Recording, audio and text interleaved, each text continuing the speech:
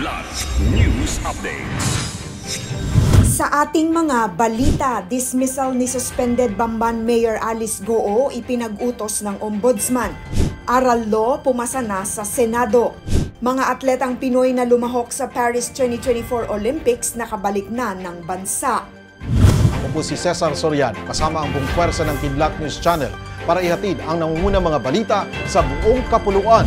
Ngayon, ipinag-utos ng Office of the Ombudsman ang dismissal kay suspended Bamban Mayor Alice Goo dahil sa grave misconduct. Sa isang 25-page decision, dinismiss ng Ombudsman si Goo sa kanyang serbisyo kasama ang pag-alis ng kanyang retirement benefits at perpetual disqualification sa public office. Ayon sa Ombudsman, ang pagkakasangkot ni Goo sa raided Pogo Hub sa kanyang lokalidad ay nagpakita ng kanyang willful intent sa paglabag sa batas. Nakabase ang desisyon sa complaint ng Department of the Interior and Local Government o DILG na pinaratangan si Goo at iba pang local officials ng grave misconduct, serious dishonesty, gross neglect of duty at conduct prejudicial to the best interest of the service. Maliban dito, humaharap din si Goo sa kasong human trafficking sa harap ng Department of Justice o DOJ. Niratipikahan ng Senado ang Proposed Academic Recovery and Accessible Learning o Aral Law. Paliwanag ni Senator Sherwin Gatchalian, mandato ng ARAL program ang paglalaan ng qualified tutors para sa learners mula kindergarten hanggang grade 10. Ibig sabihin, magkakaroon na ng well-systematized tutorial sessions ang learners mula sa teachers, para-teachers at pre-service teachers na nabigyan ng sapat na training.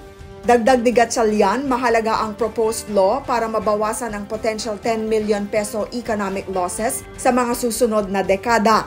Samantala, nanawagan naman si Deputy Minority Leader Riza Ontiveros ng mabisang implementasyon ng ARAL Program Act.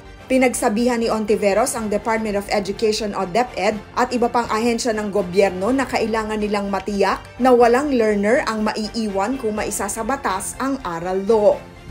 Nakabalik na ng bansa ang mga atletang Pilipino na nagpakitang gilas sa Paris 2024 Olympics. Sa kanilang paglapag sa Villamor Air Base sa Pasay City, isang mainit na pagsalubong ang bumungad sa mga atleta habang nakaabang ang kani-kanilang pamilya, ilang mga opisyal ng gobyerno, kabataan at ang ilan pa sa mga Pinoy Olympian na una nang nakabalik ng bansa.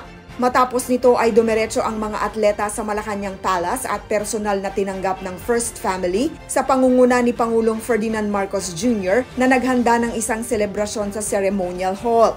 Sa naturang programa, ginawa na ng presidential citation ang lahat ng atletang lumahok sa Olympic Games, kabilang sina Nesty Petesio at Ira Villegas na parehong nagwagi ng bronze medals sa women's boxing.